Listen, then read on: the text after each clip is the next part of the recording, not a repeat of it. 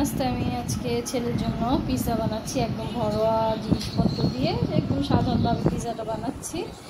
আর আমার ছেলে কিন্তু আরও আগে আমি বানিয়েছি, ও খেতে খুবই পছন্দ করে। আর আমি আজকে বাসায় কিন্তু চিজ বানিয়েছি।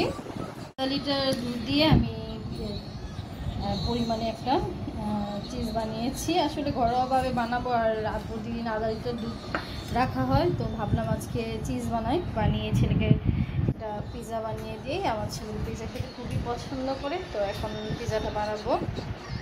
একটু শিখে নিয়েছি, আর আমি কিন্তু শেখা ছাড়াও বানিয়েছি, তো ভাবলাম আজকে একটু শিখে নিই, যেহেতু খুবই কম সময়ে আমি বানাচ্ছি। আর এখানে কিন্তু আমি কোনো ইস্ট ব্যবহার করিনি, এখানে আমি বেকিং সোডা দিয়েছি আর সামান্য চিনি, লবণ, তেল যেভাবে করে সেভাবে করেছি। আর এখন আমি পিৎজাটা সাজিয়ে নিব। পিৎজাটা রেডি হয়ে গিয়েছে, সুন্দর করে সাজিয়ে নিলাম। আর চিজটা কিন্তু বেশ অনেকক্ষণ আগে ফ্রিজ থেকে বের করার কারণে নরম হয়ে গিয়েছে, যেটা আমি বাসায় বানিয়েছি। তো এখন আমি চুলাতেই প্রায় 20 মিনিট আমি ধিমে আঁচে বসিয়ে রাখবো।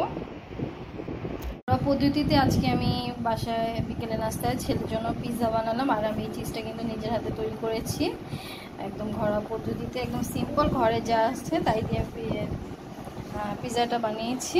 তো এখন গরম গরম পিৎজা খাওয়া হবে বিকেলের নাস্তায়। আমার পিৎজাটা বানানো হয়ে গিয়েছে, দেখতে পাচ্ছেন মাশাআল্লাহ কতটা সুন্দর লাগছে। আর চিজটাও খুব সুন্দরভাবে গলে মেল্ট হয়ে গিয়েছে।